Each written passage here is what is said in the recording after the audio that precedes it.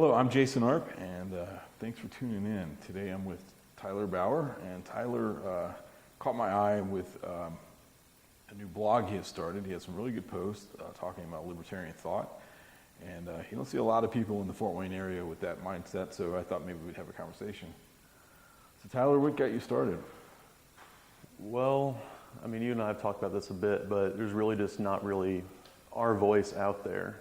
I mean, you look at Fox, NBC, whichever channel you want to turn it to, even on the radio, it's hard to get libertarian-minded ideas out there. So I just took it upon myself to try to have a voice. Right, yeah. So how would you define libertarianism? Most simply, don't hurt people and don't take their stuff. That's very good. I noticed that, I believe it's Matt Kibbe is marketing T-shirts with that logo on there. That's very good. And it's, you know, I mean, for most people that are concerned about, oh, I'm not sure about libertarianism, it in a lot of ways it's just a reflection of the golden rule. It really is. Yeah. It's really that simple. And you think about just doing unto others as you would have them do unto you. It seems like a pretty easy idea. We're labeled as radicals politically, but really it's what we were taught to do when we were 5. Right. So most of the things that you cover in your blog are not necessarily policy positions, but just kind of general kind of cultural issues for the most part. Yeah, that's fair to say. What do you think about the current political environment? As far as like civility or discourse? Or? Yeah, I guess that's part of it, yeah. I'm only 21, so I don't have much history to base it on, but I can tell you right now it doesn't look great. Yeah. I mean, you have people on the right in their echo chamber, people on the left in their echo chamber, and I'm just trying to kind of bridge the gap and at least get people to think about what the other side is thinking. Yeah. I mean, you don't have to, I'm not asking a Republican to become a communist, Right. but I'm asking you to at least say, wow, why do they think that way, and how do they feel about what I think, and at least understand each other better. Yeah. Do you have any influences that influence your blogging style or the things that you think about? As far as style, not really.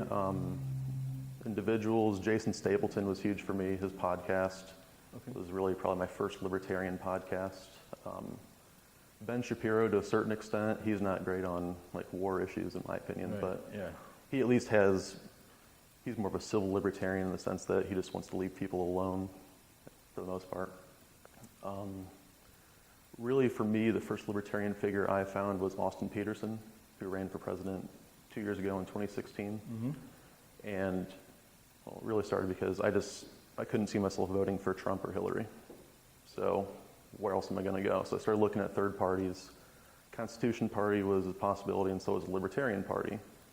Constitution Party was a little bit too rigid socially, in my opinion, whereas Austin Peterson was more I just want to take over the country and leave people alone. Right. Yeah. And that really stuck with me. So. Yeah. It's interesting. I don't think that most young people are exposed to very much actual libertarian thought. You really have to go out and find it yourself. Yeah. So. Some of my early influences, as we had spoken before we started this, was there was a salesperson at UBS that had put up who is John Galt, and kind of got me thinking about Ayn Rand and read some of her books. But reading Hayek, I think, was the first person that really kind of put things in the right sequence and understanding just how our basic rights interact with one another. Do you find yourself reading Hayek or Mises? For the most part, I've found Henry Hazlitt, Economics in One Lesson. I mean, I don't necessarily have a background in economics. I mean, simple supply and demand, I get, but Hayek can really break it down into just more bite-sized pieces that even an average person like me can understand. Then also Frederick Bastiat, The Law. There's good laws and bad laws, and he really goes through his book, and it's crazy to think how, well, that's over 2 centuries ago, I think, give or take. Yep. And it's incredible to see how thoughts from what seems like ancient history can still apply today. So I typically stick with more contemporary sources just because it's easier for a millennial to understand, because I can relate to it. But Yeah, that's an interesting point. I think it's one that most people don't realize. I mean, if you read Cato or Cicero, or the mind is more or less the same. You know, technology has changed, but our thought processes are more or less the same over the centuries. Hazlitt, yeah, that's a fantastic book.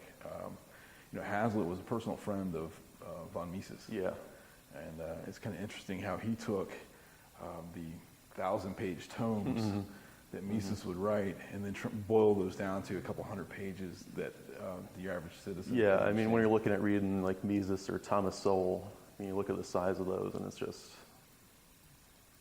I can understand how it would scare some people away from libertarianism, Yeah. but people like Hazlitt are good in that. Yeah. In fact, I had loaned out my copy of Economics in One Lesson, and haven't seen it since. I'm hoping that the person that borrowed it loaned it out to someone else, so that way more people get exposed to it. It's just too valuable to give back. Yeah. I'm sure that's what it is. Do you see any application for those ideas in local politics? As you know, I'm on the city council.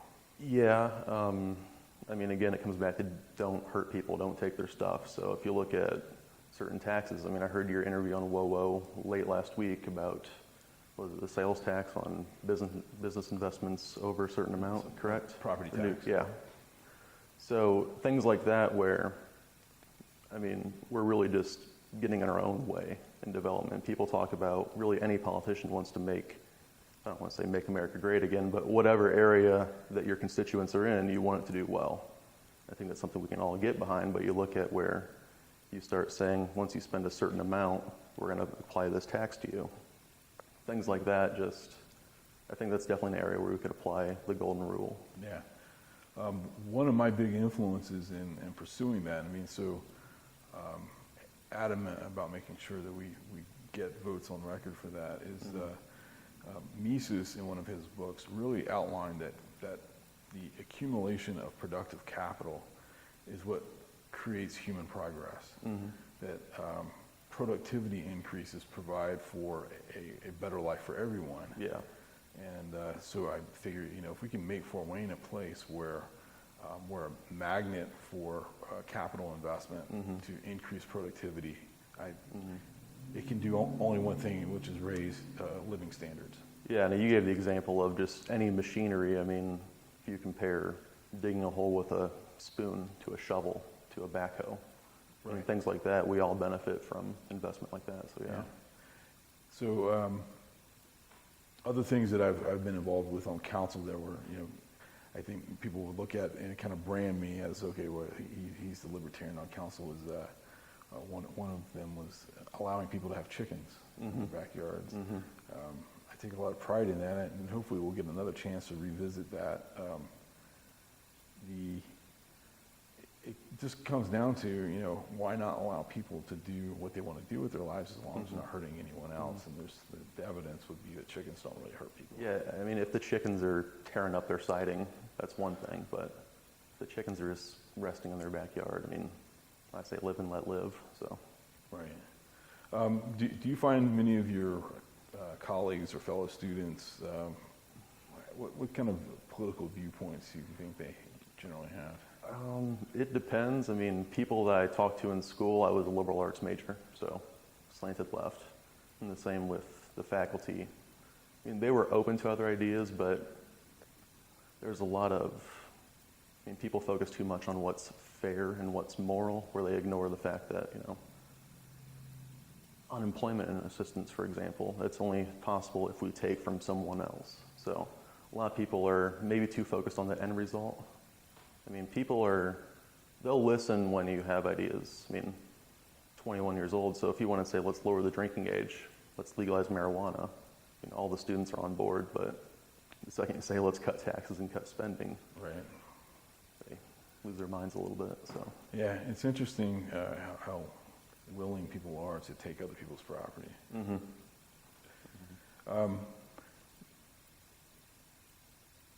Have you watched very much of this sort of content, the interview type contents? I like to watch Dave Rubin. I don't know if you have I've gotten into some of his stuff, and I listen to political podcasts all day, so there's a fair bit of interviews in there, so Yeah. more audio than visual, but Right. I guess Jordan Peterson has been kind of the guy that's making a lot of the circuits, and Tom Woods has been kind of an influence of mine. Me too. His podcast is there's always something different, Yeah. And a lot of the things I don't understand. Bitcoin, I really don't understand Bitcoin, even though I'm you and me both. So. investment banking background. I still have yet to quite understand the whole idea of blockchain interaction. I don't know the younger generation if that's something that you guys are. A bit more familiar with it, but it's still, you really have to be a tech person to get it, I think, so. Are there any things that you're really passionate about seeing a change in our society or culture? Really just respect for other people's property. At the end of the day, everything comes down to property rights. So if you look at things like drug legalization or alcohol consumption, that's my own body, so I can do it. No, I'm not saying you should smoke pot and binge drink. I don't think anyone would advocate for that. But and then it goes to things like taxes. That's my money. The government wasn't there working with me in the office. So I think if we could just bring back a better understanding of property rights and a better respect of property rights, that would be huge. Yeah, one of my favorite books is The Noblest Triumph, and it's written by a guy named Tom Bethel, and it's an exploration of property rights throughout human history, and it really shows that the places that have the strongest property rights are the places where people do the best. Yeah. They're the most prosperous, usually the most free, and typically just have a better standard of living. And he tied property rights to the potato famine in Ireland in the 1850s, and I had never come across that hypothesis before, that it was because of, and he points out that the fields were not maintained because the farmers did not own them. The wealthy landowners that lived in London owned all the Irish farms. Yeah. And the Irish couldn't hold property, so they didn't take care of it. So the normal stuff that you would do with a farm, put in drainage ditches and all the maintenance type stuff, they weren't even allowed to do because it wasn't their land, so no one did the maintenance, and 8 million people starved to death. So property rights are very important. Yeah, and I think there's a similar example to be made when we look at polluting rivers and lakes. The issue is that no one owns them, so no one feels they should take responsibility. Where, if you look in, say, your kitchen, for example, I assume it's not just littered with trash everywhere. I assume you take good care of things that you own, so. Yeah, or my wife makes sure I clean up my mess. Yeah. Yeah. It's interesting. A lot of people feel that government has to do these things. Have you ever heard of a place called Gurgaon, India? I don't believe so, no. So Gurgaon is a suburb of, I believe it's Delhi. And for whatever reason, when the British set up the governmental system and created all the different prefectures, they just missed this area, and they never put in a civil government. And in the early 90s, people decided that, hey, let's develop that. And through private development and 100% private investment, there's now a city of 2 million people. And they have the private police, private fire departments. There's multiple, so they compete. The competition makes them better. Yeah. They have private sewers. They actually have a metro train line that runs through the city. It's all privately run. And it's because people have property rights. They own the things. They're not going to be taxed excessively, and there's not a lot of corruption and bribery and those types of things that you see with a lot of public infrastructure projects. So they're able to make their dollars go further because of the efficiency of the market. So it's pretty interesting. And it is kind of taking the property rights thing to an extreme, because there's always people that say, well, we can't figure out how to do roads without a government. Well, here's a place that has. Yeah. People actually own them and maintain them. Yeah. So that's pretty interesting. Now you are going to start law school soon. Correct. And do you see any application of libertarian thought in law? Oh, definitely. I mean, lawyers have more or less rigged the system to where they have to play a role at some point in just about everything that people do. So I think that as a libertarian lawyer, I'd be able to maybe at least help us to take the reins off a little bit and let people act more freely. I mean, you look at things like contracts, for example. Lawyers don't necessarily need to be involved in them. Like us meeting together today was a contract in a sense. We don't need a lawyer for that. So I think if we learn that there are places where, and I'm not going to say do away with lawyers because one, that's bad for me, and two, it could be bad for society. But I think we have to learn that everyone has a place and that not everyone should be injecting themselves into every possible situation. So, yeah. It's interesting to see the growth of what we call law, but the administrative law, all the, Congress only has time enough to make a certain amount of laws. Councils, like city council, only have enough time to make a certain amount of law. State governments try to cram in as many new laws as they can each session. But it pales in comparison to what gets created through administrative bureaucratic entities that, the Congress has made many different administrations, and they're all constantly creating new laws. And I think it was Judge Napolitano that said that, if you're drawing breath and walking around the United States, then you're at least committing 3 felonies a day. yeah, that's probably true. Yeah, so it's, I think it would be interesting, and obviously this isn't possible, but, in my dream world, I imagine to say, you know what, why don't we just start over and make the laws we actually need in order to protect one another's rights to our property and our lives and our well-being, and then just do away with all the excess stuff. That's the problem with us libertarians. We're too utopian. Yeah, I share quite a few Thomas Massey posts on Facebook, and I should probably not use Facebook, but I do. And it's kind of hard not to be involved in politics and not have some window into what people are thinking, be able to see what their response is to things. And Massey had posted something about, if you wanted to get rid of a lot of the influence of money in politics, then repeal the 17th Amendment.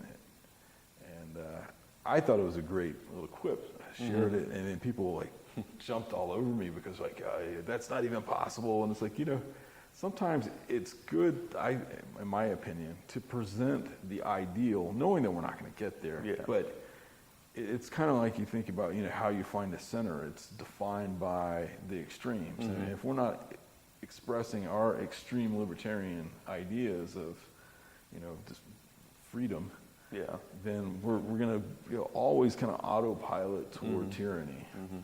And so I think it's important for young people like yourself at the, is it McKinney Law School? That you're able to express that, to let people know that there is another side to this, that there is another end of the spectrum. Yeah, and I mean, we won't flip a switch and, abolish the government in one day. But at the very least, we can put those ideas out there and at least move the conversation. I mean, it's a game of inches. So we can't say abolish all taxes and then get upset when it doesn't happen. But if we have a 3% cut, 3% is 3%. Yeah. So. Yeah, incremental wins while still holding to the ideal position. Yeah, and you're right. And I doubt that I'll see, us move a tremendous way in my lifetime, but I hope we'll take strides in that direction. I've got young children, and I'm hoping that they live in a freer society in which people are cognizant of what they're doing to one another. Yeah. So, are there any? Do you have any questions for me, or any other things that you'd like to get out there? Just how do you grapple with being in politics as a libertarian-minded person? Because I know from what I see when the city council votes, you're usually in the minority, so I assume that has to be discouraging to a certain extent. It's not as much as you think. I going in, I had attended some council meetings previously, kind of followed it from, from home previously, and kind of knew where they were. So I figured, if I got on, well, that would be, Yeah. in a lot of cases, just one vote. Maybe, there'd be a couple others. And especially since the one guy that kind of leaned that way previously was my predecessor. And so when he stepped down to run for mayor, that was, yeah. So it's not surprising at all. I mean, a lot of times it is frustrating when people aren't, I don't expect them to vote my way, but I do expect them to listen to me and have a conversation. Yeah. And when people try to shut you out of conversation, that does get frustrating. I'm very lucky that I happen to have, and we didn't know each other before the elections, but Paul Inslee is the other guy that I can typically get a second and start a motion to have discussions about some of these things and at least bring them to a vote. A lot of times they don't pass. A lot of times he and I are the only two that vote for things. Yeah. But yeah, it's not as frustrating as you might think.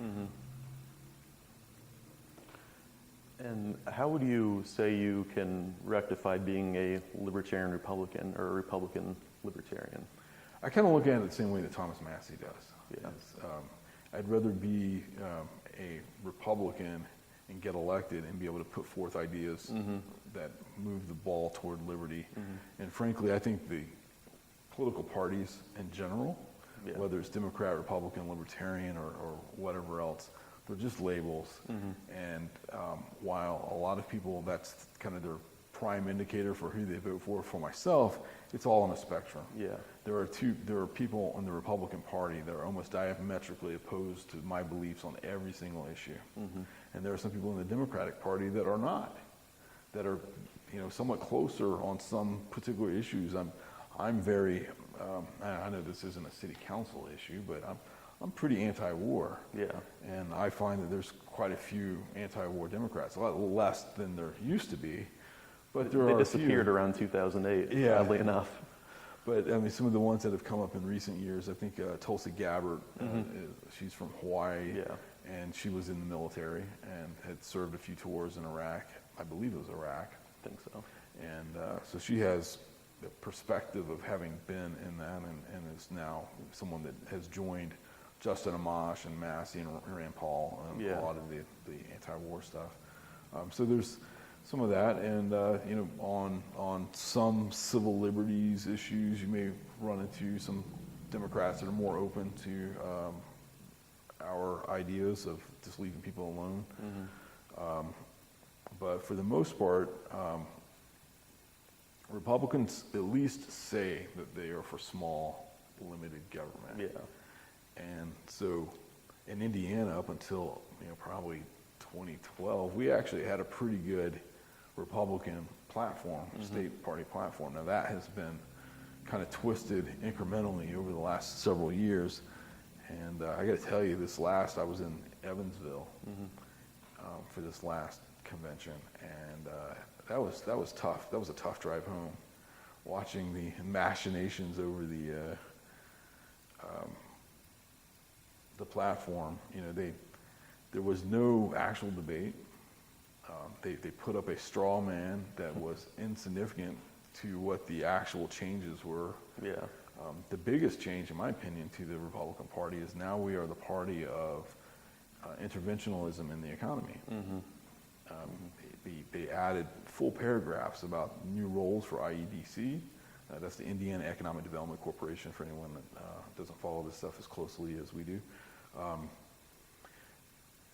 Expanding the role of education, whether it's in pre-K or having the state more involved in job training type stuff. And these are wonderful opportunities for the free market. Markets have solved a lot of these problems, and for the state to interpose itself in a place where, one, it's frankly not needed, and two, it's probably more likely to do harm. So that was a tough drive home from Evansville. I bet.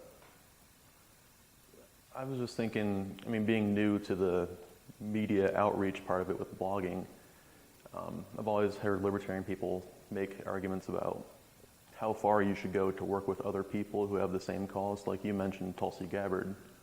I mean, working with a Democrat to oppose wars. Is there a certain extent that you see to where it's no longer worth working with someone of a different label if you have a common objective?